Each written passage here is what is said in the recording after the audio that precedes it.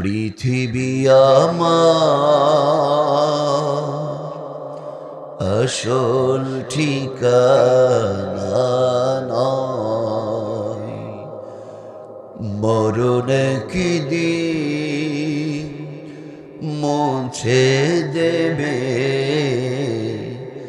মরণ কি দিন মুছে দেবে সকল রঙিন পরিচয়। পৃথিবী আমার আসল ঠিকানা নয়, মরণ একদিন মুছে দেবে, মরণ একদিন মুছে দেবে সকল রঙিন পরিচয়।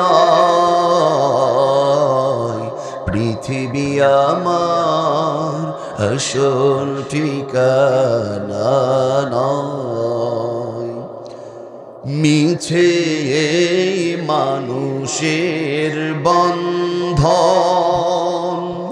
মিছে মায়া স্নেহ প্রীতি ক্রন্দন, মিছে এই মানুষের বন্ধন, মিছে মায়া স্নেহ প্রীতি ক্রন্দন, মিছে জীবনের রং ধনু সাত রং, মিছে জীবনের রং ধনু সাত রং, মিছে জীবনের অভিনয়। পৃথিবী আমার আসল ঠিকানা নয়, মরণ একদিন মুছে দেবে, মরণ একদিন মুছে দেবে সকল রঙিন পরিচয়। পৃথিবী আমার আসল ঠিকানা নয়, মরণ একদিন মুছে দেবে সকল রঙিন পরিচয়। পৃথিবী আমার আসল ঠিকানা নয়।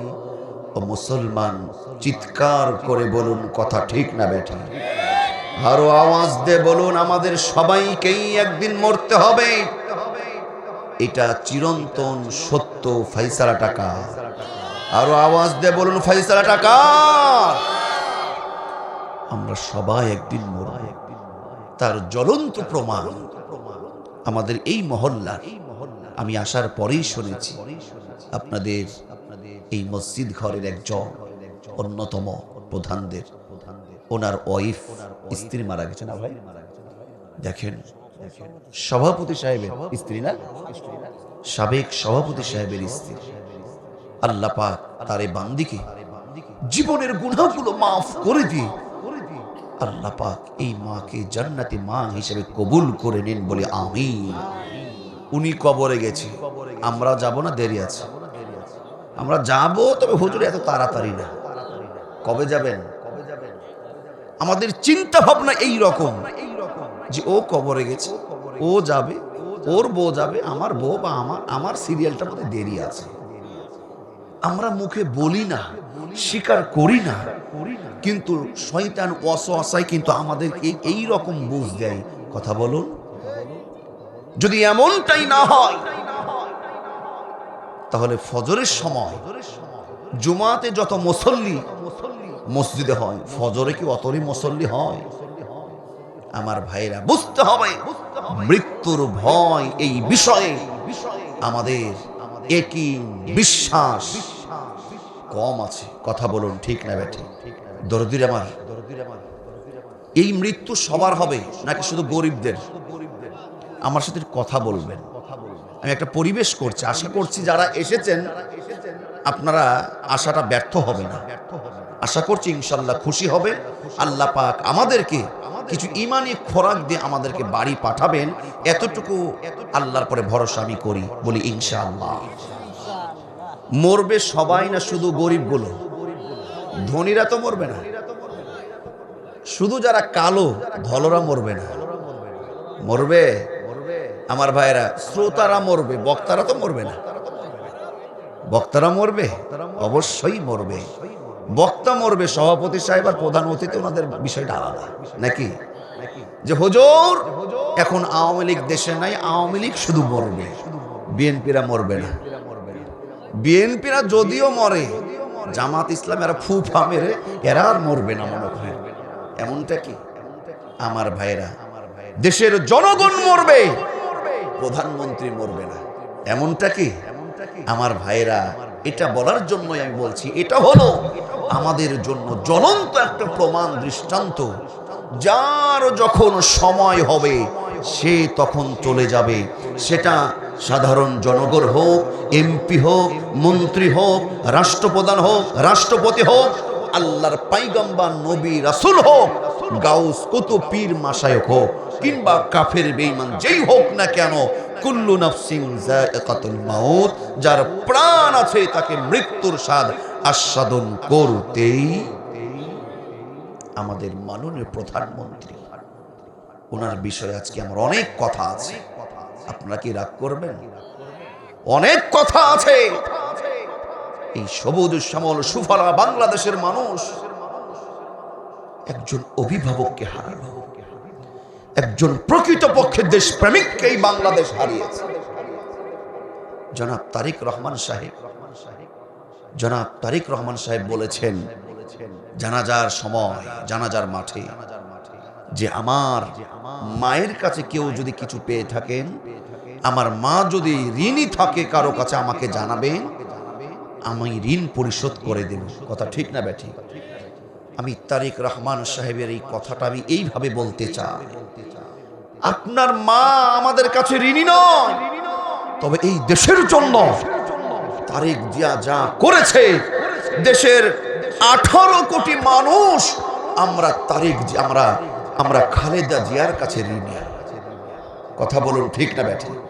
আমরা হলাম ওনার কাছে ঋণী। ওনাকে আমরা কি দিতে পেরেছি? এতটুকু তো দিতে পারবো। ওনার জন্য আমরা দোয়া করতে পারি না? দোয়া করতে পারি না? আল্লাহ তোমার কাছে দোয়া করি মাবুদ, ওনার জানাজায় লক্ষ লক্ষ মানুষ আল্লাহ কেঁদেছে, তার জন্য দোয়া করেছে। আল্লাহ একজনের চোখের পানির ওসিলাই বলেও তোমার বান্দি দেশ নেত্রী, 3 বারের সফল প্রধানমন্ত্রী, আল্লাহ তোমার বান্দি মরহুমা খালেদা জিয়ার জীবনের গুনাহগুলো মাফ করে দিই। আল্লাহ তোমার এই বান্দিকে তুমি জান্নাতি বানিয়ে নিও, বলি আমিন। আল্লাহ তাকে তুমি জান্নাতের মেহমান করে নিও, বলি আমিন। দেশের জন্য, দশের জন্য, মানবতার কল্যাণে যা করেছে, আল্লাহ একটা যদি কাজ তোমার কাছে ভালো লাগে, সেই কাজের ওসিলায় তার জীবনের গুনাহগুলো আল্লাহ তুমি ক্ষমা করে জান্নাতের উচ্চ মাকাম তাকে দান করো। আমরা আবারও বলছি আল্লাহুম্মা আমিন। 114টা সূরা কোরআনে, কয়টা সূরা? এই 114টা সূরার মধ্য থেকে আমি 103 নম্বর সূরা, সূরার নাম হলো সূরাতুল আসর। সূরার নাম কি? সূরাতুল আসর। সূরার নাম্বার কত? 103। সিরিয়াল নাম্বার, ক্রমিক নং 103 নম্বর সূরা। এই সূরাটা নাজিল হয় নবীজির মক্কা জিন্দেগিতে। কোথায়? কোথায় বলুন?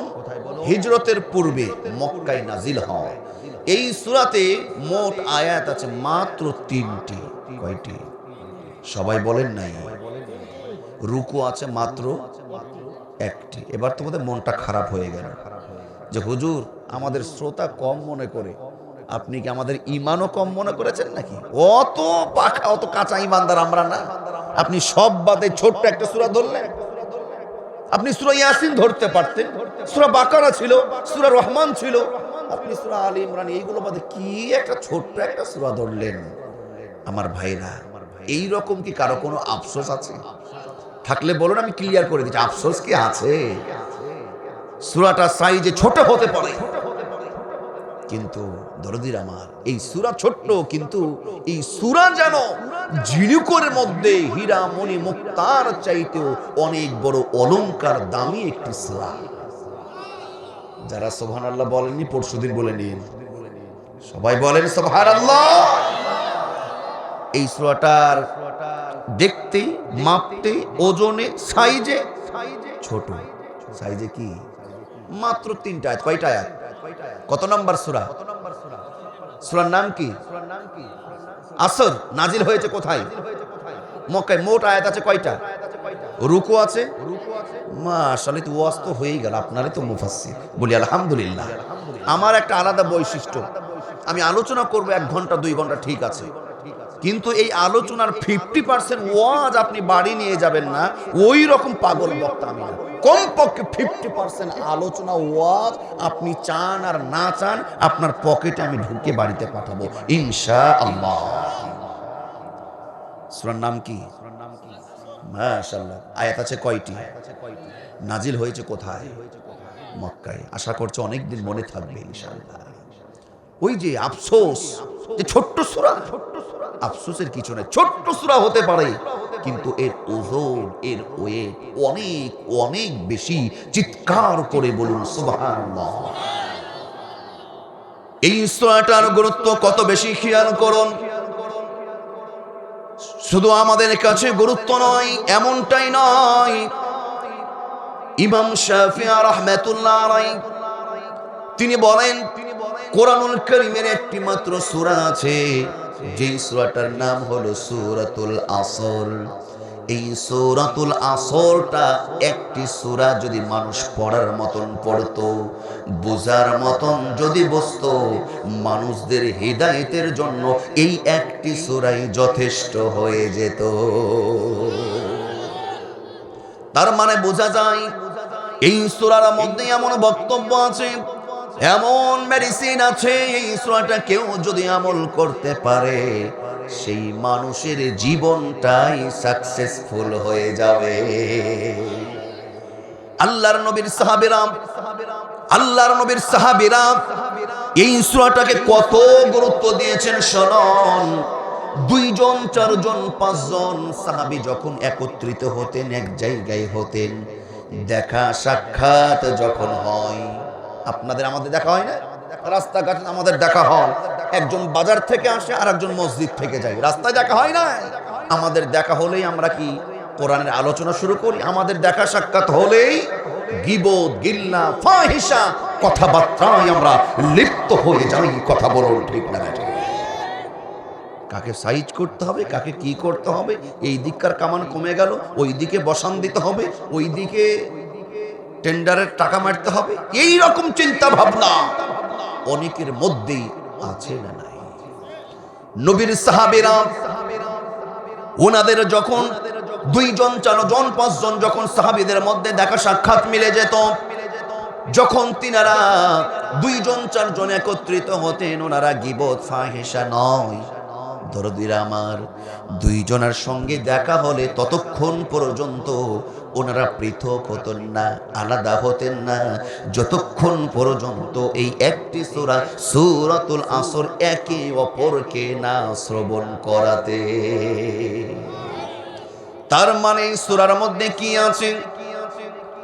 যে সাহাবীরা দেখা হলে বলতে, ভাই তুমি আমাকে আসর শোনাও, আমি তোমাকে শোনাই। তার মানে হলো এই সূরাটাই, দরদিন আমার, এই সূরাটাই নির্ধারণ করে দিবে পৃথিবীর মধ্যে কোন মানুষটা সফল আর কোন মানুষটা ব্যর্থ। এই সূরাতুল আসরটাই নির্ধারণ করে দিবে সফল জীবন নিয়ে কে যাবে জাহান্নামে আর কে যাবে জান্নাতে। বলি সুবহানাল্লাহ।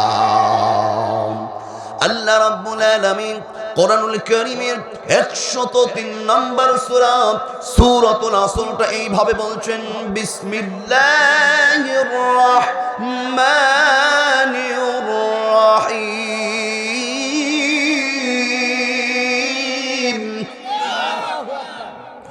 ওয়াল আসরি ইন্নাল ইনসানা লাফি খুসর إلا الذين عملوا الصالحات وتواصوا بالحق وتواصوا بالصبر চিৎকার করে বলুন আল্লাহু আকবার। আল্লাহ বলেন ওয়াল্লাহ, সময়ের কসম, সময়ের শপথ বা যুগের শপথ। ওয়াল আস, আর সময়ের কসম, যুগের কসম কাটলেন কে?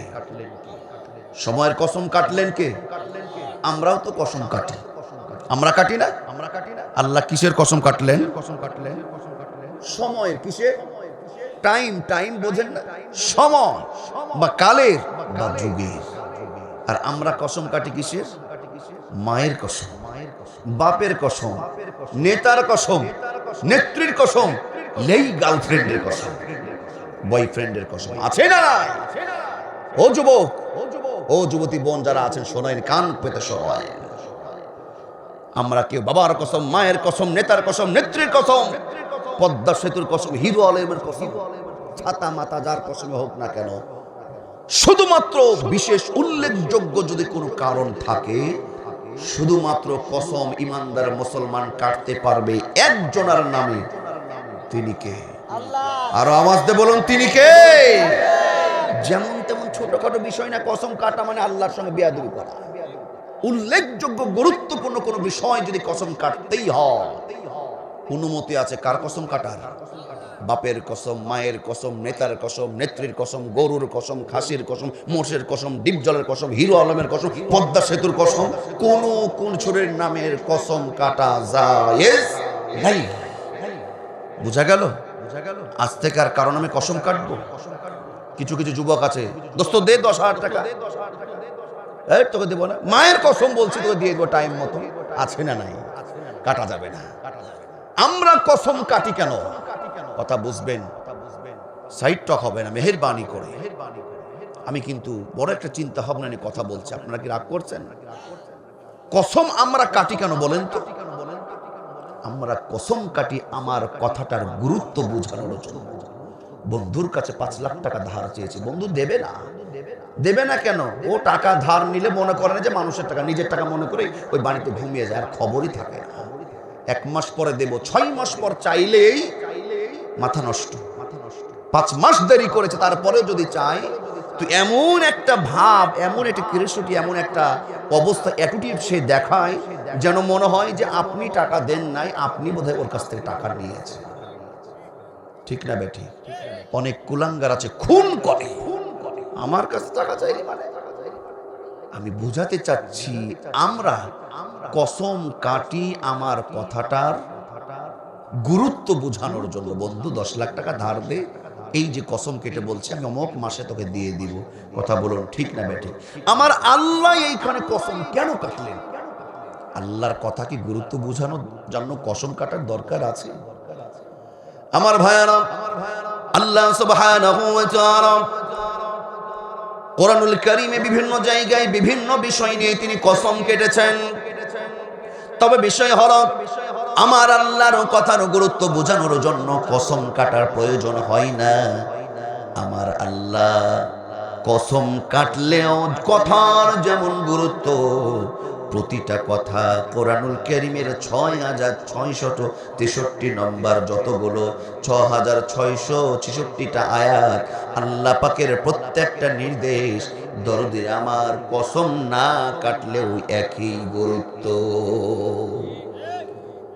কিন্তু আল্লাহ পাক কেন কসম কেটেছেন তার কারণ হলো আল্লাহ পাক কোরআনুল কারীমে অন্য জায়গায় সূর্যের কসম কেটেছেন, ওয়াশ-শামসি ওয়া-দুহাহা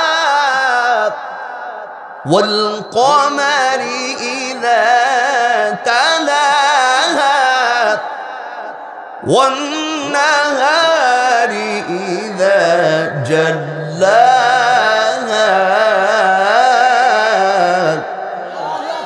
والليل إذا يغشاها والسماء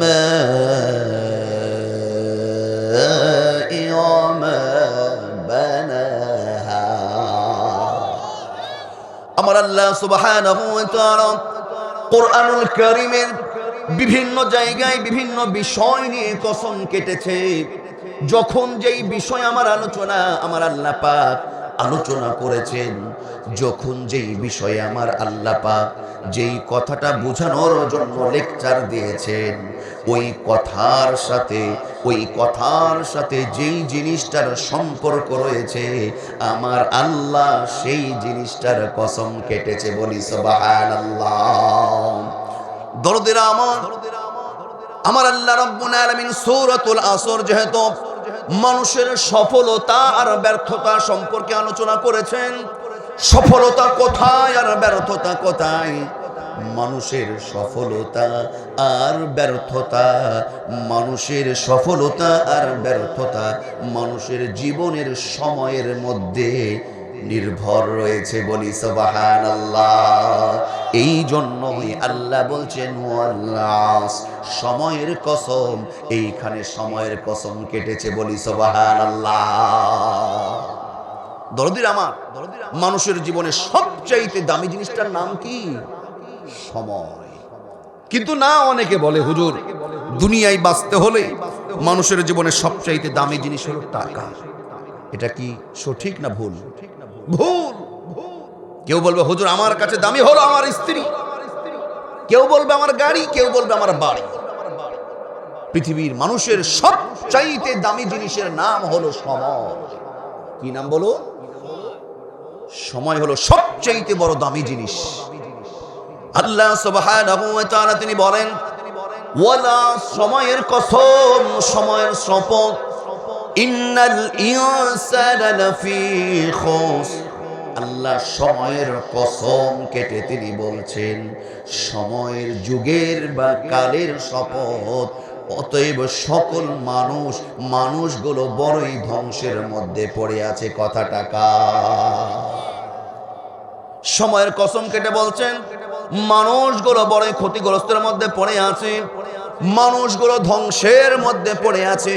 এখন ধ্বংসটা কোথায়, কোন মানুষগুলো ধ্বংস, সেটা আমাদের বোঝার দরকার আছে না নাই? দরদিরা আমার, গভীর মনোযোগ দিয়ে শুনবেন। আল্লাহ পাক প্রথমে সময়ের কসম কেটেছে। এই সময় বড়ই সাংঘাতিক জিনিস, সময়টা বড়ই সাংঘাতিক জিনিস।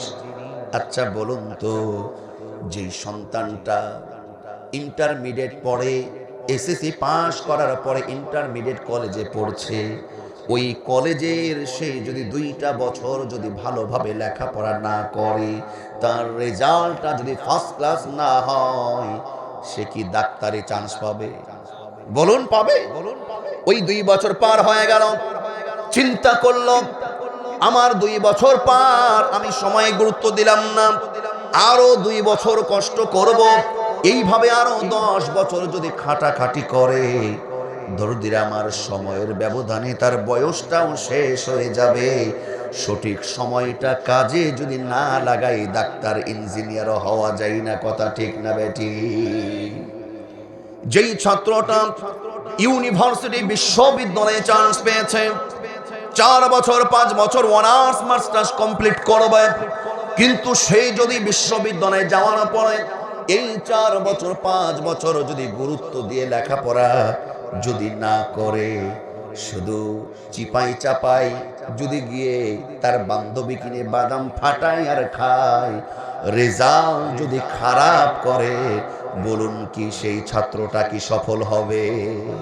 সে ছাত্রটা কি ব্যর্থ? ছাত্রটা কি? ছাত্রদের জীবনের সবচাইতে দামি জিনিসটা এখানে সময়। দরদের আমার, মানুষের জীবনের সবচাইতে দামি জিনিসটার নাম হলো সময়। একটু গভীর মনোযোগ দেবেন। আচ্ছা বলুন তো, এই সময়টা আমাদের জীবনের সময়টা এখন আছে না নাই? বলুন, সময় কি আছে নাকি শেষ? আমাদের জন্য আছে না নাই? আমাদের তো আছে। 1 মিনিট হোক, 1 বছর হোক, 10 বছর হোক, সামনে 100 বছর হোক, আমাদের সময় আছে। কিন্তু বলুন তো, এই রকম সময় কি আবু জেহেল পাই নাই, নমরুদ পাই নাই, আবু লাহাব, উতবা, উতাইবা, শাইবা, দরদের আমার ওই কাফের বেঈমানরা কি সময় পাই নাই? গভীর মনোযোগ দেবেন। মানুষের জীবনের হায়াত নামক এই সময়টা এত দামি জিনিস, এই সময়টা বড় সাংঘাতিক জিনিস। এই সময় আপনার আমার এখন আছে, কিন্তু একদিন থাকবে না, সময় ফুরিয়ে যাবে। তারাই হলো সফল। হায়াত নামক এই সময়ের মধ্যে সময়টাকে যারা কাজে লাগিয়ে আল্লাহর জন্য প্রিয় হতে পারে। সূরা আসরে আমার আল্লাহ চারটা যে কোয়ালিটি বৈশিষ্ট্যর কথা বলেছেন, হায়াত নামক এই সময়ের মধ্যে যারা এই চারটা গুণ অর্জন করে জীবন শেষ করতে পারবে, এরাই হলো সফল। বলি সুবহানাল্লাহ। আবু জেহেল, নমরুদ, ফেরাউন, আবু লাহাব ওনারাও সময় পেয়েছিল, কিন্তু বলুন তো ওনারা সফল নাকি ব্যর্থ? তার কারণ সময় পেয়েছে, সময়ের সাথে সৎ ব্যবহার করতে পারে নাই। দুনিয়া থেকে ব্যর্থতার গ্লানি নিয়ে জাহান্নামের টিকিট নিয়ে দুনিয়া ছেড়েছে। চিৎকার করে বলেন কথা ঠিক না ব্যাঠিক? কথাটা আমার নয়, পৃথিবীতে যত মানুষ আছে এই মানুষগুলো সবাই জাহান্নামে যাবে না। এই মানুষগুলোর মধ্যে আবার সবাই জান্নাতেও যাবে না। আল্লাহ পাক প্রিয় বান্দা বান্দিগুলোকে জান্নাতে পাঠানোর জন্য জান্নাত তৈরি করেছে কয়টি? আরো জোরে, 8টি। জাহান্নাম আছে কয়টি? 7টি জাহান্নাম। দরদিরা আমার শোনো, এই সময় আপনার আমার হায়াত নামক এই সময়টাই বলে দেবে আপনি জান্নাতি নাকি আপনি জাহান্নামী। কথা বলুন ঠিক না বেঠিক? আল্লাহ রাব্বুল আলামিন কোরআনুল কারীমের সূরাতুল আরাফ 179 নম্বর আয়াতটা খুলে দেখবেন। আল্লাহ বলেন, ওয়ালাকাদ যারানা লিজাহান্নামা কাসীরাম মিনাল জিন্নি ওয়াল ইনস লাহুম কুলুবুন লা ইয়াফকাহুনা বিহা। আল্লাহু আকবার। আল্লাহ বলেন, যারানা লিজাহান্নামা কাসীরাম মিনাল জিন্নি ওয়াল ইনস, কিছু জিন এবং মানুষগুলোকে আমার আল্লাহ দিবে জাহান্নামে। কোথায়? ওই মানুষগুলো কেমন এবার একটু মিলিয়ে নেবেন। ওই বৈশিষ্ট্যগুলো আমাদের জানা দরকার আছে না নাই? জাহান্নামী মানুষদের বৈশিষ্ট্য কথাগুলো আমরা বলবো। তাদের কোয়ালিটি হলো 3টি। আল্লাহর কোরআন থেকে বলছে, আল্লাহ বলেন, লাহুম কুলুবুন লা ইয়াফকাহুনা বিহা, যাদের কলব আছে, দিল আছে, কিন্তু এই কলবটা দিলটা ভালো কাজের চিন্তা করে নাই, আল্লাহ আল্লাহ রাসূলের মহব্বতে খাটাই নাই।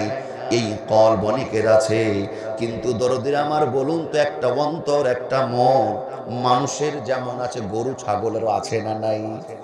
আল্লাহ বলেন, লাহুম কুলুবুন লা ইয়াফকাহুনা বিহা ওয়া লাহুম আ'য়ুনুন লা ইউবসিরুনা বিহা, মানুষের মধ্যে মানুষেরও 2টা চোখ আছে, কিন্তু এই চোখগুলো দিয়ে তারা ভালো জিনিস দেখে নাই। আল্লাহ বলছেন, ওয়ালাহুম আযানুন লা ইয়াসমাউনা বিহা, মানুষের মধ্যে এমন মানুষ আছে 2টা করে কর্ণকহার আছে, কান আছে, কিন্তু এই কান দিয়ে মানুষগুলো ভালো জিনিস শোনে নাই।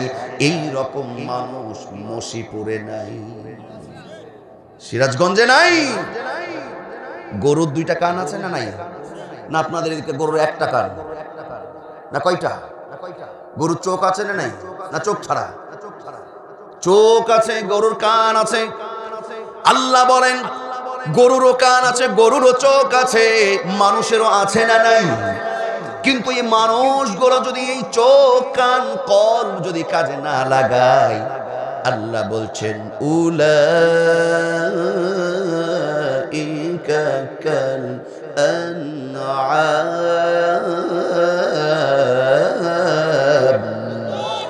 আল্লাহ বলছেন ওই মানুষগুলো যারা কল চোখ কান আল্লাহর জন্য কাজে লাগাই নাই, এদের চোখ কান কলব হলো গরু ছাগল চতুষ্পদ জন্তুর মতো। কথা ঠিক না বেঠি? বালহুম আদাল, কিছু কিছু ক্ষেত্রে আমার আল্লাহ বলছেন ওই মানুষগুলো কুত্তা জানোয়ারের চাইতেও নিকৃষ্ট। কথা বলুন ঠিক না বেঠি? উলাইকা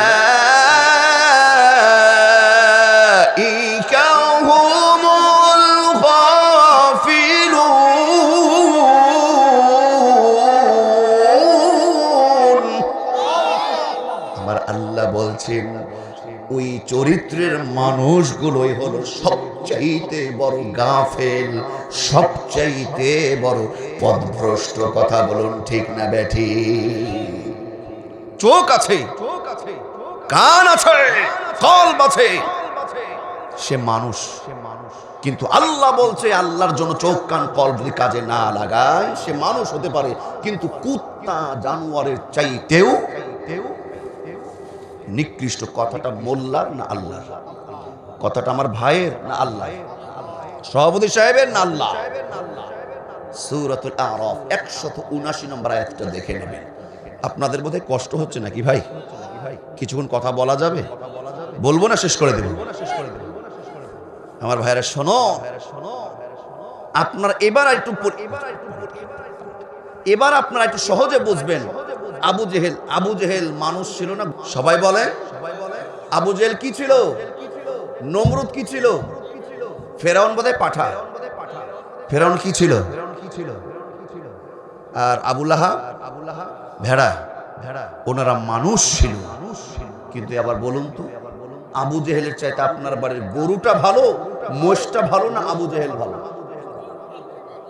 কথা ঠিক না বে ঠিক? আমার আল্লাহ পাক কথা এমনি বলে না। যার দিল, যার কলব, যার চোখ আমার আল্লাহর কথা বলে না, সে কখনো খাঁটি মানুষ হতে পারে না। কথা বলুন ঠিক না বে ঠিক? আবার এই মানুষের সম্মান কত? আবু জেহেলের অবস্থা এই। ওইদিকে আবু বকর সিদ্দিক রাদিয়াল্লাহু তাআলা আনহু, আবু বকরের সম্মান কত? একজন মানুষের সম্মান। মানুষ যদি মানুষের মতন হতে পারে, এই মানুষের সম্মান আল্লাহ বলছেন আল্লাহর ফেরেশতার চাইতেও দাম বেশি। সুবহানাল্লাহ। সবাই বলছেন? আপনারা আছেন না ঘুমিয়ে গেছেন গো? আমার ভাইরা শোনো, বলছিলাম এই সময়টা আবু জেহেল, নমরুদ, ফেরাউনের শেষ। আপনার আমার শেষ না আছে? নিঃসন্দেহে আপনার আমার সময় এখনো আছে। আমার আল্লাহ সুবহানাহু ওয়া তাআলা তিনি বলেন ওয়াল আসরি ইন্নাল ইনসানা লাফি খুস। সময়ের কসম, শপথ, সময়ের যুগের শপথ। আমার আল্লাহ বলছেন ইন্নাল ইনসানা লাফি খুস, নিশ্চয়ই সকল মানুষ বড়ই ধ্বংসের মধ্যে পড়ে আছে। দরদিরা আমার শুনুন, শুধুমাত্র তারা ধ্বংস নয়, ওই মানুষগুলো ব্যর্থ নয়। এই সূরাতুল আসরে আমার আল্লাহ 4টা বৈশিষ্ট্য গুণের কথা বলেছে। এই যে যতদিন আপনার আমার হায়াত নামক সময় আছে, এই সময়ের মধ্যে খাঁটিভাবে, পরিপূর্ণভাবে এই 4টা বৈশিষ্ট্য আমাদেরকে আনয়ন করতে হবে। আপনার আমার হায়াত সময় কবে শেষ হবে কেউ কি জানে? মানুষের জীবনের 2টা জিনিস চিরন্তন সত্য। একটি হলো নিশ্চিত সত্য, আর একটা হলো অনিশ্চিত সত্য, কিন্তু 2টাই সত্য। নিশ্চিত সত্যটা হলো আমার ভাইরা যার জীবন আছে, প্রাণ আছে, তাকে মরতেই হবে। এটা নিশ্চিত না অনিশ্চিত? এটাও সত্য। অনিশ্চিতটা সত্য। অনিশ্চিতটা কি? এই মৃত্যুটা আপনার কখন, কোথায়, জলে, স্থলে, নৌপথে, বিমানপথে, মসজিদে না মন্দিরে, কখন, কোথায়, কিভাবে হবে, এটা নিশ্চিত না অনিশ্চিত? এটা আমাদের জন্য অনিশ্চিত। যেহেতু আমরা জানি না আমাদের মৃত্যু কোথায় হবে, আমাদের মৃত্যু কোন সালে লেখা আছে, আমাদের মৃত্যু কবে লেখা আছে, এটা আমাদের যেহেতু জানা নাই, দরদরা মৃত্যু আমাদের নিয়ন্ত্রণের মধ্যে নাই। মৃত্যু নিয়ন্ত্রণ যিনি করেন তিনি কে? মৃত্যু আমাদের নিয়ন্ত্রণের মধ্যে নাই। যে কোনো সময় আমাদের মৃত্যু হয়ে যেতে পারে, কিন্তু মৃত্যুর আগ পর্যন্ত এই সময়টা আপনার আমার নিয়ন্ত্রণের বাইরে না মধ্যে?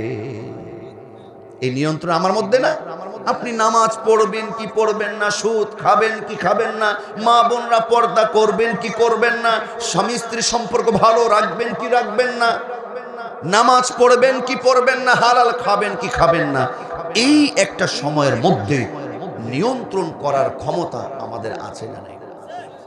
অন্যথায় সময় যখন ফুরিয়ে যাবে, যাদের সদয় বুদ্ধির উদয় এখন ঘটবে না, যারা এখন বুঝবে না মৃত্যু এসে যেতে পারে যে কোনো সময়, আমার ভাইরা, অনেক যুবকের রক্ত গরম, কিন্তু ওই মানুষগুলো এখন বুঝছে না, এক সময় বুঝবে, ঠিক না? যেমন ফেরাউন বুঝে নাই, যখন মরতে বসেছে তখন ঠিকই বুঝেছে, লাভ হয়েছে। সময় মতন বুঝতে হবে, গভীর মনোযোগ দেন। কিছু মানুষ আছে এই বুদ্ধিটা এখন হবে না, সুদয় বুদ্ধির উদয় কখন ঘটবে? যখন মালাকুল মউত তার সামনে হাজির হয়ে যাবে, তখন অনেকে আফসোস করে আল্লাহর কাছে সময় চাইবে। সূরাতুল মুনাফিকুনে 10 নম্বর আয়াতটা খুলে দেখবেন, আল্লাহ বলেন ওয়া আনফিকু মিম্মা রাযাকনাকুম মিন ক্বাবলি আন ইয়াতিয়া আহাদাকুমুল মাউত। মৃত্যু যখন মানুষের সামনে এসে যাবে, মৃত্যু যখন দেখা মিলে যাবে, তখন অসংখ্য মানুষ আল্লাহকে এই কথা বলবে, ফায়াকুল রাব্বি লাউলা আখরতানি ইলা আজালিন করিব। ফায়াকুল রাব্বি লাউলা, ও আমার রব, ও আমার প্রভু, ও আমার আল্লাহ, আমার মৃত্যু তুমি এখন দিও না, আমাকে আরেকটু অবকাশ দাও, আমার হায়াতটা আরেকটু বাড়িয়ে দাও। আমি এতদিন বুঝি নাই, আমি এখন বুঝবো। ইলা আজালিন করিবিন ফাআসাদদাক ওয়া আকুন মিনাস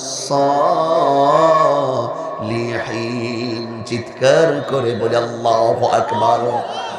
তখন আফসোস করে বলবে, আল্লাহ আমার অর্থ, টাকা পয়সা, মাহফিলে, মসজিদ, মাদ্রাসায়, আল্লাহর রাস্তায় দিই নাই, ভুল করেছি। ওগো আল্লাহ আমার হায়াত দাও, আমার দেওয়া রিজিক থেকে আমি দান করব, সদকা করব, এবং ভালো মানুষদের আমি অন্তর্ভুক্ত হয়ে যাব। কিন্তু বলুন তো, মৃত্যুর সময় যদি উপস্থিত হয়ে যায়, আপনি যতই অজুহাত দেন না কেন, আপনাকে অবকাশ দেওয়া হবে, ছাড় দেওয়া হবে।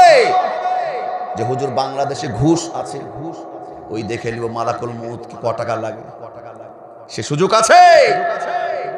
আমার ভাইয়েরা, টাকা ক্ষমতার বড়াই মালাকুল মউতকে বিদায় দিতে পারবেন না। কথাটা মোল্লার নয়, কথাটা আল্লাহ। সূরাতুল মুনাফিকুনের একেবারে শেষ আয়াতটা দেখবেন, 28 নম্বর পারার 14 নম্বর পৃষ্ঠার শেষ লাইনে আবার আল্লাহ বলেন, ওয়ালা ইউআখিরাল্লাহু নাফসান ইযা জাআ আজালুহা ওয়াল্লাহু খাবীরুম বিমা তা'মালুন।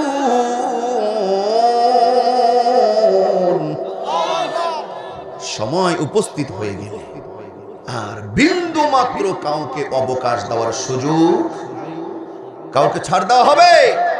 এখন আপনি আমি বুঝছি না, মালাকুল মউত এই মুহূর্তেই এই প্যান্ডেলে আসতে পারে কি পারে না? আপনার হয়তো মনে মনে ভাবছেন, হুজুর প্যান্ডেলে না, মালাকুল মউত মঞ্চেও উঠতে পারে।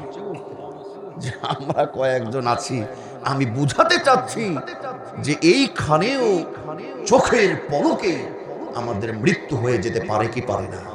চিৎকার করে বলেন, পারে কি পারে না? ও মুসলমান, যদি এমনটাই হয়, ক্ষমতা দিয়ে, যোগ্যতা দিয়ে, টাকা দিয়ে, পয়সা দিয়ে মৃত্যুকে যদি আটকানো সম্ভব নাই হয়, তাহলে ভালো হতে হবে কবে? সবাই বলেন। নামাজ পড়তে হবে কবে থেকে? তওবা করতে হবে কবে? সুদ, ঘুষ, অন্যায়, অনাচার, অবিচার, বেপরদা, বেহাইয়াপনা, নির্লজ্জতা ছাড়তে হবে কবে? সমস্ত পাপ ছেড়ে দিয়ে ভালো মানুষ হয়ে যেতে হবে কবে? নির্বাচনের পরে না আগে? অনেকে চিন্তা করছে, হুজুর ঠিক আছে, আপনার কথা শুনে ভালোই লাগলো, তো যাই হোক, আগামীকালকে জুম্মার দিন একবার খাঁটি তওবা করে নিব। ঠিক আছে তো?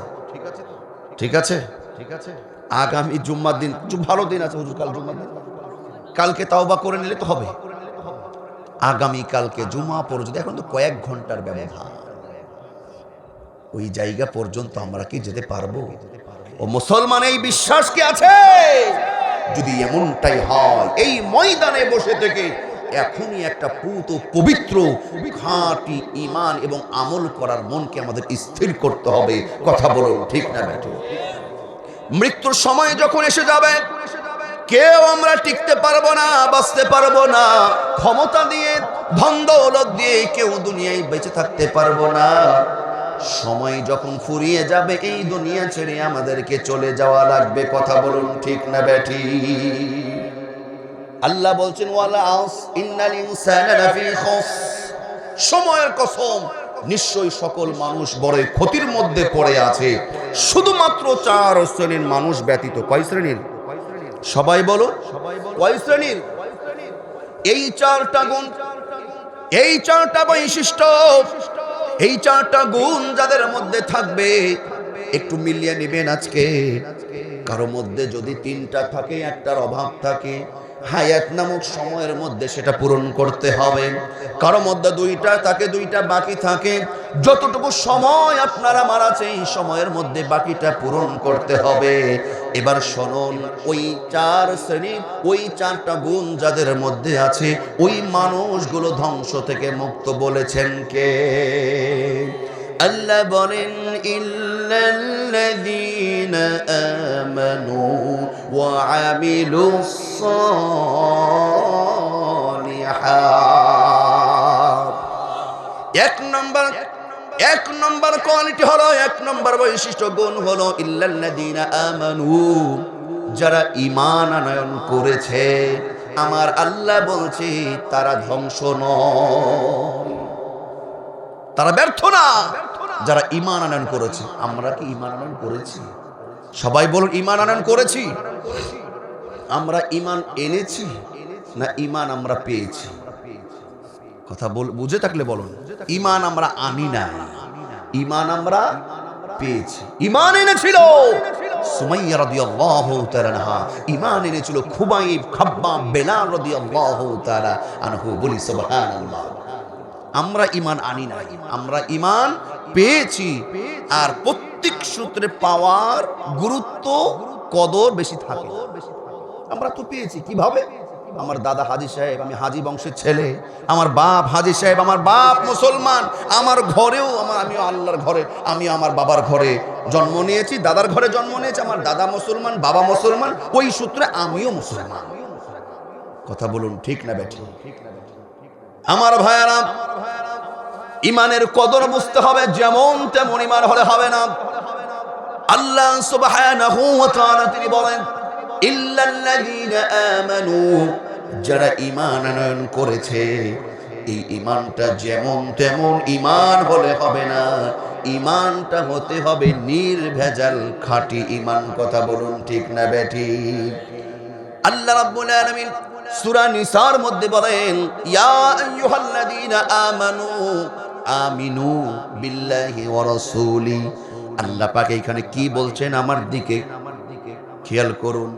হে ঈমানদারগণ, হে ঈমানদারগণ, ইয়া আইয়ুহাল্লাযীনা আমানু, হে ঈমানদারগণ, আমিনু বিল্লাহি ওয়া রাসূলি। আল্লাহ বলছেন ঈমানদাররা তোমরা আবারও ঈমান আনো আল্লাহ এবং রাসূলের উপরে। বলি সুবহানাল্লাহ। আল্লাহ পাক ঈমানদারদেরকে আবারও ঈমান আনতে বললেন কেন? মুসলমান কারণ আছে না নাই? সবাই বলেন। মুফাসসিরিন কিরামরা ব্যাখ্যায় লিখেছেন এই আয়াতের আল্লাহ পাক ঈমানদারদেরকে আবারও ঈমান আনতে বললেন কেন? তার কারণ হলো, আপনি একটা বার ঈমান আনেন, শয়তানের কুমন্ত্রণায় পড়ে অনেক সময় বেইনসাফি, বেঈমানি, অনেক সময় অনেকে কাজ করে কি করে না। আমার আল্লাহ বলছে একবার ঈমান আনার পরে, একবার কালিমা পড়ার পরে আরো খাঁটি দৃঢ়, আরো খাঁটি পাকাপোক্ত নির্ভেজাল আল্লাহ এবং আল্লাহর রাসূলের উপরে ঈমান আনতে হবে। দরদের আমার শুনুন, একজন ঈমানদারের কথাবার্তা, চাল চলন, একজন ঈমানদারের পরিবার নীতি, সমাজ নীতি, রাজনীতি, অর্থনীতি দেখলেই বোঝা যাবে এই ব্যক্তিটা ঈমানদার। আল্লাহ রাব্বুল আলামিন সূরা আনফালের প্রথমের দিকে বলেন ইন্নামাল মুমিনুনা আল্লাযীনা ইযা যুকিরাল্লাহু ওয়াজিলাত কুলুবুহুম ওয়া ইযা তুলিয়াত আলাইহিম আয়াতুহু যাদাতুহুম ঈমানা। وعلى ربهم يتوكلون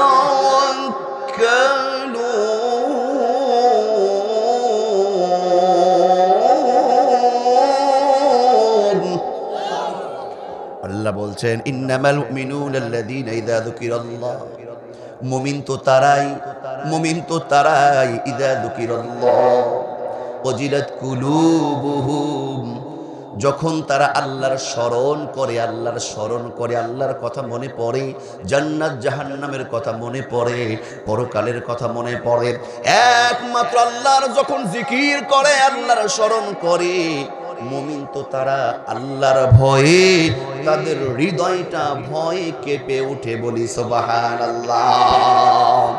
আল্লাহর ভয়ে যার হৃদয়টা কাঁপে সেই ব্যক্তিকে অন্যায় করতে পারে। আল্লাহর ভয়ে যার হৃদয়টা কাঁপে সে কখনো ইসলামের বিরুদ্ধে কথা বলতে পারে।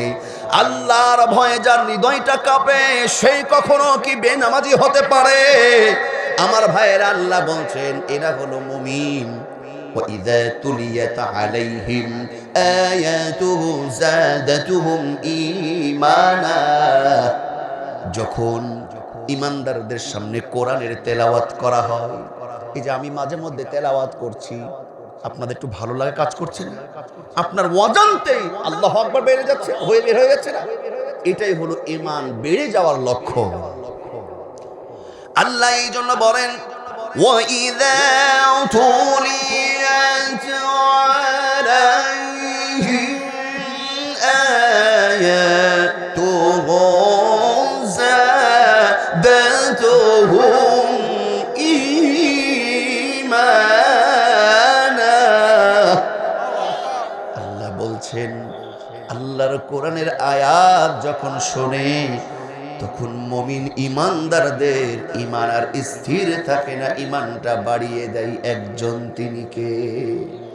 وعلى ربهم يتوكلون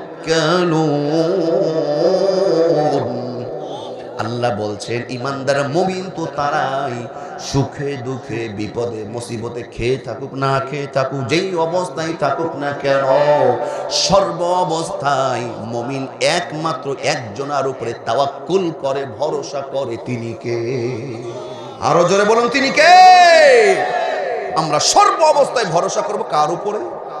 আমরা খেয়ে থাকি না খেয়ে থাকি ভরসা করব কার উপরে? ব্যবসা ভালো হোক মন্দ হোক ভরসা করব কার উপরে? কৃষিকাজ ক্ষেত খামারে ফসল কম হোক ফসল বেশি হোক, মুসলমান ভরসা করব কার উপরে? খাঁটি ঈমান আনতে হবে।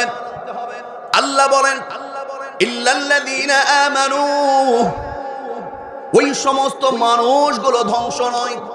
এক নম্বর হলো যারা নির্ভেজাল খাঁটি ঈমান আনয়ন করেছে। এবার শুনুন দুই নম্বর বৈশিষ্ট্যটা কি। আল্লাহ বলেন ওয়া আমিলুস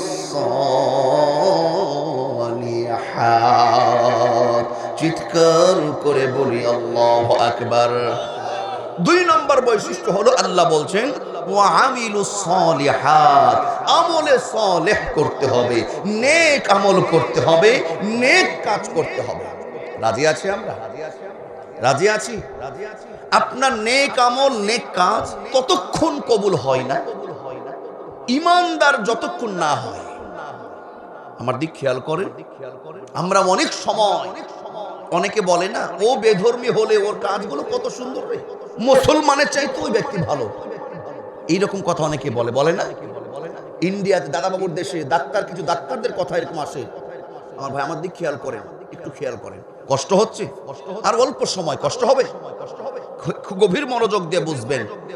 অনেক সময় বলে আমাদের বাংলাদেশের মুসলমান ডাক্তার মুখে দাঁড়িয়ে আছে, এর চাইতেও দেখলাম যে অভদ্র হলেও ওই যে বেধর্মী হিন্দু, কিন্তু কত ভালো আদর্শ, কত ভালো ব্যবহার আছে না নাই? বলে না? ইন্ডিয়াতে যতগুলো ডাক্তার আছে বেশিরভাগই সব মুসলমান না হিন্দু, কিন্তু এই রকম কথা বলেন, ঠিক আছে, তাই বলে তারা সেরা বা তাদের আদর্শ ভালো নয়, বরং তারাই মুসলমানদের আদর্শ, আমার নবীর আদর্শ তারা গ্রহণ করেছে, এটা হতে পারে। কিন্তু তাদের এই ভালো ব্যবহার, ভালো আচরণ, ভালো দিক ততক্ষণ কবুল হবে না, তাদের এই ভালো দিক দিয়ে জান্নাত তারা ততক্ষণ পাবে না, ঈমান যতক্ষণ না আনবে। কথা বুঝেছেন? আপনার আমল ততক্ষণ কবুল হবে না আপনি যতক্ষণ ইমানদার হবেন না। এবার আসুন, আপনি ইমান এনেছেন, এই ইমানের আপনার বরকত ততক্ষণ হবে না আপনি জীবনটাকে আমলে পরিণত যতক্ষণ করবেন না। ইমান হলো একের মতন। ইমান কিসের মতন? সবাই বলেন, একের মতন। ইমান হলো এক। এরপরে আপনি একের পরে একটা শূন্য দিলে হয় কি? 10। আর একটা শূন্য দিলে হয় কত? 100। আর একটা শূন্য দিলে হয় কত? 1000। আর একটা শূন্য দিলে হয় 10,000। আর একটা শূন্য দিলে হয় কত? 1 লক্ষ। আর একটা শূন্য দিলে হয় কত? 10 লক্ষ। আর একটা শূন্য দিলে হয় কত?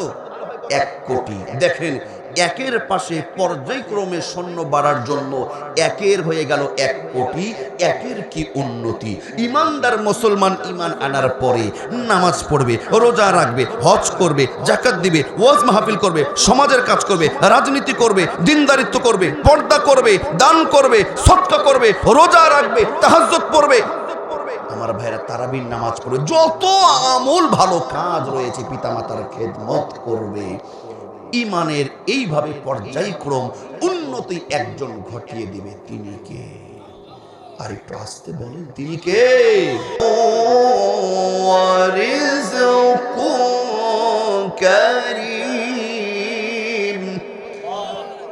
আল্লাহ বলেন, যেই ব্যক্তি নেক আমল করবে, ফাল্লাযীনা আমানু, ঈমান আনলো, ওয়া আমিলুস সলিহাত, ঈমান আনার পরে ভালো কাজ করবে, আমার আল্লাহ তাদেরকে 2টা পুরস্কার দিবে। কয়টা? সবাই বলুন কয়টা? আরো জোরে। জোর হলো না। কয়টা? ঈমান আনার পরে যারা নেক আমল করবে 2টা পুরস্কার। 1 নম্বর হলো লাহুম মাগফিরাহ। আমার আল্লাহ বলছে, ঈমান আনার পরে যারা নেক কাজ করবে আমার আল্লাহ তাদেরকে ক্ষমা করে দেবে। সুবহানাল্লাহ। অনেকে বলছে ওই ক্ষমা টমার দরকার, টাকা পয়সা করে দিলে দেন। যদি বলে 10 লাখ টাকা থাকো খুশি, কিন্তু ক্ষমা করে বাকি তো জীবনে যে ব্যক্তি ক্ষমা পেয়ে গেল সে হলো বড় সফল। লাহুম মাগফিরাহ। যেই ব্যক্তি আল্লাহর কাছে ক্ষমা পেয়ে যাবে সেই ব্যক্তি বিনা হিসাবে জান্নাতে চলে যাবে। আপনার নামাজ দিয়ে, রোজা দিয়ে, ওয়াজ দিয়ে, মাহফিল দিয়ে, দান দিয়ে, সদকা দিয়ে জান্নাতে যেতে পারবেন না। আমার আল্লাহ যদি ধরে বসে, এই ঠিক আছে, ওই ঠিক আছে, ওটা ঠিক নাই। কথা বলুন ঠিক না বা ঠিক? ও যে বলে না আমাদের গুনার যে অবস্থা, সারা গায়ে ক্ষত, মহলম লাগাবো কত। আমাদের গুনাহ পাপের যেই অবস্থা, আপনি কোনটাতে কোনটা মাফ করবেন? কথা বলুন ঠিক না বা ঠিক? একজন আল্লাহর নবী বলেছেন, একজন ব্যক্তি জান্নাতি হওয়ার যোগ্যতা অর্জন করার মতন আমল করতে পারবে না যদি আমার আল্লাহ ক্ষমা না করে জান্নাতে যাওয়ার যোগ্যতা অর্জন হবে। তাহলে 1 নম্বর হলো লাহুম মাগফিরাহ, আল্লাহু আকবার। 2 নম্বর হলো ওয়া রিজকুন কারীম। যারা নেক আমল করে, নেক আমল করবে, ঈমান আনার পরে নেক আমল করবে, 1 নম্বর পুরস্কার আল্লাহ তাদেরকে ক্ষমা করে দিবে। 2 নম্বর হলো আমার আল্লাহ তাদেরকে এমন জায়গা থেকে উত্তম উন্নত মানের সম্মানজনক রিজিকের ব্যবস্থা করে দিবে। বলি সুবহানাল্লাহ। এই জন্য আমাদের নেক আমল করার দরকার আছে না নাই? এই নেক আমল, আপনার জীবনে যত নেক আমল থাকবে আপনাকে আল্লাহ পাক পরকালে তো নাজাত দেবেই, কিন্তু নেক আমলের ওসিলায় আল্লাহ পাক দুনিয়াতেও আপনাকে আমাকে বিপদ থেকে দূর করে দেবে। বলি সুবহানাল্লাহ। বনি ইসরাইলের 3 জন যুবকের কথা আমার মনে পড়ে গেল। বনি ইসরাইলের 3 জন যুবক সফরে বের হয়েছে, পাহাড়ি অঞ্চল, মরুভূমি অঞ্চল। পাহাড়ের মধ্যে রওনা শুরু করেছে। হঠাৎ করে আকাশের অবস্থা খারাপ হয়ে গেছে, ওয়েদারটা খারাপ হয়ে গেছে, বৃষ্টি বাদল। এই জায়গা থেকে বাঁচার কারণে বনি ইসরাইলের জামানায় 3 জন যুবক হাদিস শরীফে এসেছে। এই 3 জন যুবক সেই বিপদ থেকে বাঁচার কারণে, বাঁচার জন্য একটা গুহা, পাহাড়ের মধ্যে একটা গুহা, সেই গুহার মধ্যে তারা অবস্থান করেছে। কয়জন যুবক? সবাই বলেন কয়জন? 3 জন যুবক ওই গুহার মধ্যে অবস্থান করেছে। আকাশের অবস্থা খারাপ। হঠাৎ করে কিছুক্ষণের মধ্যে উপর থেকে একটা পাথর গড়তে গড়তে গড়তে গড়তে এসে ওই গুহার মুখটা কি হয়ে গেছে? বন্ধ হয়ে গেছে। এবার বলুন, নির্জন অঞ্চল, পাহাড়ি অঞ্চল, মরুভূমি অঞ্চল, তিনজন যুবক, আকাশের অবস্থাও খারাপ, ছোট্ট একটা পথ ছিল, রাস্তা ছিল, সেটা উপর থেকে পাহাড় এসে মুখটা, দরজাটা বন্ধ হয়ে গেছে। বিপদ ছোট না বড়? সবাই বুঝেন নাই বিপদ কম না বেশি? সবাই ভয় পেয়ে গেছে, কি করব কি করব। সবাই সিদ্ধান্ত নিল এইটাই যে আমরা তিনজন, আমাদের এমন কার কি আমল আছে, ভালো কাজ আছে, ভালো আমল যদি আপনার থাকে, সেই আমলের ওসিলা আল্লাহ পাক আপনাকে আমাকে বিপদ থেকে বাঁচাতে পারে কি পারে না? তার দৃষ্টান্ত শোনো। তিনজন বন্ধু এবার বলল, ঠিক আছে, আমাদের ভালো আমল, নেক আমলের ওসিলায় আমরা এই বিপদ থেকে বাঁচার জন্য আশ্রয় প্রার্থনা করি কার কাছে? একজন যুবক এবার প্রথমে যুবক আল্লাহর কাছে দোয়া করলো, আল্লাহ মাবুদ, আমি একদিন নেক আমল করেছি, শুধুমাত্র তোমার ভয়ে এই আমলটা আমি করেছিলাম। আল্লাহ গো, এই যুবক বলছে, আল্লাহ একটা সময় আমার বাড়িতে একটা কাজের লোক রাখলাম, দিন মজুর ঠিক করলাম, এই কাজের লোকটাকে, দিন মজুরটাকে সারাদিন খাটলো, তারপরে দেওয়ার সময় তার দিন মজুরটা আমি দিতে ভুলে গেছি। সেই ব্যক্তিটা চলে গেছে, তার মজুরি পাওনা সেই টাকাটা নাই, সেই পাওনাটা আমি জমা করে রেখে দিয়েছি। সেই সামান্য টাকা দিয়ে আমি ছোট্ট বকরি, মুরগি, তারপরে গরু লালন পালন করে একদিন ওর ওই টাকা দিয়ে অনেক বড় একটা আমি প্রতিষ্ঠান করে ফেলেছি, যেই প্রতিষ্ঠানটা লক্ষ লক্ষ টাকার মূল্য। অসংখ্য গাভী দুম্বা সেইখানে আছে, সেইখানে গরু ছাগল আছে। বহুদিন পরে ওই দিন মজুর ওই ব্যক্তির সঙ্গে আমার দেখা মিলল। আল্লাহ গো, ওই ব্যক্তিকে আমি বললাম, এই সব সম্পত্তির মালিক তুমি। ওই ব্যক্তি বলছে, আমার সাথে মজা করছো, মস্করা করছো? বলছে, না না, তুমি একদিন দিন মজুর ছিলে। বলছে, দিন মজুরের টাকার কয় টাকা হবে? বলছে, বন্ধুরা, তোমার ওই টাকা আমি পেলে পেলে ব্যবসা করে আজকে এত বড় করেছি, সব আমার। মহা খুশি হয়ে গেছে। যুবক বলছে, যদি আমারই হয় তাহলে দাও, আমাকে দাও। ওই যে পাহাড়ের ভিতরে যুবক, ওই যুবক আল্লাহকে বলে, আল্লাহ যখন আমার কাছে চেয়েছে আমি আর দেরি করি নাই, সম্পূর্ণ এই সম্পত্তির মালিকগুলো আমি তোমার ভয়ে তাকে বানিয়ে বিদায় করে দিয়েছি। ও আমার আল্লাহ, আমার এই আমলটা যদি তোমার কাছে ভালো লাগে, আল্লাহ গো, আজকে বিপদ থেকে আমাদেরকে রক্ষা করো। ওই যে মুখটা বন্ধ হয়ে গেছিল, 3 ভাগের 1 ভাগ এই যুবকের দুয়ার ওসিলায় আমার আল্লাহ দরজাটা ওপেন করে দিয়েছে। 1 ভাগ দরজা ওপেন হয়ে গেছে, এখনো 2 ভাগ বন্ধ আছে। হাত ঢোকে, মাথা প্রবেশ করে না। আমার ভাইয়েরা, আরেকজন ভাই এবার দোয়া করে, ওই যুবক আরেকজন যুবক এবার আল্লাহর কাছে দোয়া করে, আল্লাহ আমার একটা আমল ছিল, যেই আমলটা তোমার ভয়ে আমি আমলটা করেছি। সে আমলটা কি? এই ব্যক্তি বলছে, আমি আমার এক চাস্তো বোনকে ভীষণ পছন্দ করতাম, আমার প্রিয়তমা ছিল। এই চাস্তো বোনটাকে আমি খুবই খালি সন্ধানে থাকতাম যে কখন ওকে আমি কাছে পাবো, আমার খুবই প্রিয়। খারাপ কাজ থেকে, অন্যায় থেকে বেঁচে থাকাও এটাও কি নেক আমল? এটাও কি আমলে সালেহ? আপনি নেক আমল করছেন না, কিন্তু পাপ করছেন। পাপ থেকে আপনি ফিরে আসলেন আল্লাহর ভয়, এটাও কি হয়ে যাবে? নেক আমল হয়ে যাবে। এই যুবক বলছে, আমি আমার চাস্তো বোনকে অনেক ভালোবাসতাম, কিন্তু একদিন সুযোগ মতন তাকে আমি পেয়ে গেছি। দুর্ভিক্ষের কারণে আমার চাস্তো বোন এসে আমার কাছে প্রার্থনা করতে, কিছু সাহায্য চাচ্ছে। আমি বললাম, তোমাকে আমি দিয়ে দেব, তুমি যত দিরহাম চাচ্ছ তোমাকে দেব, কিন্তু শর্ত হলো আমার সাথে তোমাকে কুকর্ম করতে হবে। একটাই শর্ত, আমার প্রস্তাব তোমাকে মানতে হবে। তো বলছে, ঠিক আছে। আমার পছন্দের প্রিয়তম আমার চাস্তো বোনকে আমি কাছে পেয়ে গেলাম, কিছু অর্থ তাকে আমি দিতে রাজি হলাম। ওগো আল্লাহ, ঠিক যেই মুহূর্তে আমি অপকর্ম করব, আমি অশ্লীলতায় লিপ্ত হব, আমার চাস্তো বোন আমাকে একটা কথা বলেছে, ও আল্লাহর বান্দা, ও যুবক, তুমি বিয়ে না করে আমার সতীত্ব নষ্ট করো না, আল্লাহকে ভয় করো। এই যুবক বলে, আল্লাহ সেই দিন কেউ ছিল না, আমার চাস্তো বোন যখন এই কথা বলেছে, ওগো আল্লাহ, আমার শক্তি থাকার পরেও আমি শুধুমাত্র তোমার ভয়ে আমার চাস্তো বোনকে দূরে সরিয়ে দিয়েছি, আমি অন্যায় করি না। এই অন্যায় থেকে বেঁচে থাকা, এই কাজটা আল্লাহ তোমার কাছে যদি ভালো লাগে, সেই আমলের ওসিলাই হলেও আজকে বিপদ থেকে রক্ষা করো। আমার আল্লাহ খুশি হয়ে এই যুবকের দোয়া কবুল করেও আমার আল্লাহ 3 ভাগের 2 ভাগ পাথরটাকে সরিয়ে দিয়েছে। এবার মাথা বের হয়, কিন্তু বডি বের, আরো এক অংশ বাকি আছে। কয়জন যুবক বাকি আছে?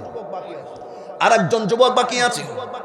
এই যুবক এবার আল্লাহর কাছে কি প্রার্থনা করে? যুবক ভাইয়েরা, কষ্ট হচ্ছে, গভীর মনোযোগ দেন। যুবক বলে, আল্লাহ, আমার ঘরে আমার বৃদ্ধা মা ছিল, আমার ঘরে আমার বৃদ্ধা মা ছিল।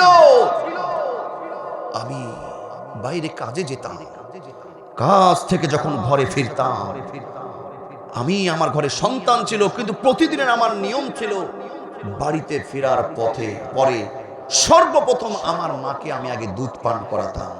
আমার মাকে আগে দুধ পান করিয়ে তারপরে আমি সন্তানদের মুখে আমি খাবার তুলে দিতাম। বলি সুবহানাল্লাহ। এই যুবক আল্লাহর কাছে ডাক দিয়ে বলছে, আল্লাহ, আমার একদিন আমল একটা ছিল, একদিন এমন একটা আমল ছিল যে আমি প্রতিদিনের ন্যায় একদিন রাত্রে বাড়িতে আসতে দেরি হয়ে গেল। আমার মা দেখছি ঘুমিয়ে পড়েছে। আমি দুধ নিয়ে, খাবার নিয়ে আমার মায়ের পাশেই আমি দাঁড়িয়ে রইলাম। সারা রাত পার হয়ে গেল, আমার সন্তান স্ত্রীগুলো আমার পায়ের কাছে গড়াগড়ি শুরু করছে খাবারের জন্য, দুধের জন্য, কিন্তু সন্তানদের মুখে আমি ততক্ষণ দেব না, আমার মায়ের মুখে আমি যতক্ষণ আগে দুধ না তুলে দেব। আমার মায়ের মুখে আগে তুলে দিয়েছি, তারপরে আমি সন্তানদের মুখে দিয়েছি। ওগো আল্লাহ, আমার এই ভালো আমলটা যদি তোমার কাছে ভালো লাগে থাকে, এই ভালো আমলের ওসিলায় আল্লাহ বিপদ থেকে দূর করে দিন। 3 জন যুবকের দোয়া নেক আমল আমার আল্লাহ কবুল করলেন। সর্বশেষ এই 3 নম্বরের যুবক বলে, আমার মাকে আমি এত সম্মান করেছি, স্ত্রী সন্তান কান্না করেছে, তাও মায়ের আগে দিই নাই। ওগো আল্লাহ, তোমার কাছে যদি ভালো থাকে, বিপদ থেকে তুমি রক্ষা করো। আমার আল্লাহ এই যুবকের দোয়ায় আমার আল্লাহ খুশি হয়ে গেছে, আমলে খুশি হয়ে গেছে। আমার আল্লাহ রাব্বুল আলামিন এই যুবকের দোয়ার ওসিলায়, 3 জন যুবকের দোয়ার ওসিলায় বনি ইসরাইলের 3 জন যুবককে আল্লাহ পাক উদ্ধার করেছে। ওই পাথরের মুখটা পুরা সরে গিয়ে তারা বিপদ থেকে উদ্ধার হয়ে গেছে। বলি সুবহানাল্লাহ। আল্লাহুম্মা আমিন। ربنا ظلمنا أنفسنا وإن لم تغفر لنا وترحمنا لنكونن من الخاسرين مولاي الكريم رب العالمين। সিরাজগঞ্জ জেলার অন্তর্গত মশিপুর উত্তরপাড়ার নামাজ ঘর কর্তৃক আয়োজিত 24তম বিরাট এই তাফসিরুল কোরআন মাহফিলের একেবারে সমাপ্তি লগ্নে আল্লাহ বাদে আসর থেকে কতজন আলোচনা করেছে, তেলাওয়াত করেছে, হামদে বাড়ি তালা পরিবেশন করেছে। আল্লাহ তুমি প্রত্যেককে কবুল করে নাও। ও মাওলাই করিম, তোমার দয়া ভালোবাসা, আল্লাহ তোমার অনুগ্রহে আমি সেই রাজশাহী থেকে ছুটে এসে আল্লাহ গো আজকে খেদমত করার এবং আখিরি মোনাজাত করার দায়িত্ব তুমি আমার হাতে তুলে দিয়েছো। ও রব্বুল আলামিন, এমন একটি সময় তোমার দরবারে হাত তুলে ধরেছি যেই সময় হাইকোর্টের দরজা বন্ধ, সুপ্রিম কোর্টের দরজা বন্ধ, জজ কোর্টের দরজা বন্ধ রে মাওলা। কিন্তু রাত্র যত গভীর হয়, গুনাহগার বান্দা বান্দির জন্য তোমার রহমতের দরজা ততটাই উন্মুক্ত হয়ে যায়। ও আল্লাহ, মেহেরবানি করে মাহফিলের আয়োজন যারা করলো এবং কোরআন শোনার জন্য দূর দূরান্ত থেকে যারা ছুটে আসলো, নারী পুরুষ বক্তা শ্রোতা, প্রত্যেকের জন্য এই মাহফিলটাকে নাজাতের জারিয়া বানিয়ে দাও। ও আল্লাহ, আমাদের আজকের এই দোয়া, আমাদের দরুদ খানি, আল্লাহ দরুদ ও সালামটুকু সর্বপ্রথম নবী পাকের রওজা মোবারকে পৌঁছে দাও। তোমার হাবিবের ওসিলায় তার সমস্ত গুনাহগুলোকে ক্ষমা করে দাও। ও আল্লাহ, আমরা যারা হাত তুলে ধরেছি, আমাদের অনেকের মা বাবা কবরে, ওই মা বাবা কবরে কি অবস্থায় আছে আমাদের জানা নাই। আমাদের প্রত্যেকের মা বাবাকে তুমি মাফ করে দাও, আমাদের প্রত্যেকের মা বাবাকে ক্ষমা করে তুমি জান্নাতের মেহমান বানিয়ে দাও। ও আল্লাহ, মশিপুর উত্তরপাড়া আশেপাশে যতগুলো কবরস্থান রয়েছে প্রত্যেকটা ইমানদার মুসলমান নারীকে মাফ করে দাও। বিশেষ করে তোমার দরবারে ফরিয়া এই মাহফিলকে কেন্দ্র করে আল্লাহ এক মাস যারা পরিশ্রম করেছে, সময় দিয়েছে, দেশ প্রবাস থেকে যে যতটুকু পেরেছে দান করেছে, সদকা করেছে, আজকেও নগদ যারা দান করলো মাহফিলের জন্য, আল্লাহ মশিপুর উত্তরপাড়া নামাজ ঘরের জন্য, আল্লাহ কেউ বাবার জন্য দোয়া চেয়েছে, কেউ মায়ের জন্য দোয়া চেয়েছে, যেই যেই উদ্দেশ্য নিয়ে আজকে দান করেছে প্রত্যেকের দানকে কবুল করো, প্রত্যেকের জানে মালে বরকত দান করো আল্লাহ। এই দানের ওসিলাই আমাদের পিতামাতা গুলোকে তুমি জান্নাতের মেহমান বানিয়ে নাও। ও রব্বানা আলামিন, আজকের মাহফিলের প্রধান অতিথিকে কবুল করো, আজকের মাহফিলের সভাপতি সাহেবকে কবুল করো। আমার পূর্বে আলোচনা করেছেন মাওলানা আরশাদ আলম, মাওলানা কামরুল ইসলাম সাহেব, আলহাজ মাওলানা ফখরুল ইসলাম সিদ্দিকী ভাই সহ আল্লাহ প্রত্যেকের কণ্ঠটাকে বিস্ময় কবুল করে নাও। ও রব্বাল আলামিন, আল্লাহ তাআলা দীর্ঘক্ষণ ধরে যত মুরব্বী যুবক যুবতী, আল্লাহ নারী পুরুষ এই শীতের মধ্যে বসে থেকে কোরআনের আলোচনা শ্রবণ করলো, আল্লাহ আমাদের প্রত্যেককেই তুমি নিষ্পাপ বানিয়ে দাও, আমাদের জাহিলি বাতিল সমস্ত পাপগুলোকে মাফ করে দাও। ও রব্বাল আলামিন, নতুন বছর শুরু হয়েছে, এই নতুন বছরটা আমাদের জন্য কল্যাণকর হিসেবে কবুল করে নাও। তোমার দয়া মায়া অনুগ্রহ করুণা দিয়ে ভরিয়ে দাও আল্লাহ। সকল বিপদ মুসিবত গুলো তুমি দূর করে দাও আল্লাহ তাআলা। 25 সালে যত ভুল হয়েছে, অন্যায় হয়েছে, ক্ষমা করে দাও ও মাওলাই কারীম। আমার আল্লাহ সংমার সঙ্গে যারা তুলে ধরেছে, অনেকে অসুস্থ, প্রত্যেককে শিফা দান করো, প্রত্যেককে আরোগ্য দান করো ও মাওলাই কারীম। মা বোনদের মধ্যে অনেকে বিপদগ্রস্ত, অনেকে অসুস্থ, তাদের মনের আশা তুমি পূরণ করে দাও ও আল্লাহ তাআলা। তোমার দরবারে ফরিয়াদ মাওলা। মশিপুর উত্তরপাড়া নামাজ ঘরের সম্মানিত সভাপতি আব্দুল মতিন ভাই, আল্লাহ তুমি তাকে কবুল করে নাও, তার মা বাবাকে তুমি মাফ করে দাও। আমি দেখলাম মুরব্বী সেক্রেটারি, আল্লাহ মুরব্বীর হায়াতের মধ্যে বরকত বাড়িয়ে দাও। যত মুরব্বী হাত তুলে ধরেছে সকলের ঈমান আমল তুমি আবু বকরের মতন করে দাও ও মাওলাই কারীম। এই মসজিদ ঘর আল্লাহ তাআলা প্রত্যেকটা কমিটির সদস্য ক্যাশিয়ারকেও কবুল করে নাও আল্লাহ। আমার রাশেদ ভাইয়ের মাধ্যমে আল্লাহ খেদমতে আসার সৌভাগ্য অর্জন হয়েছে।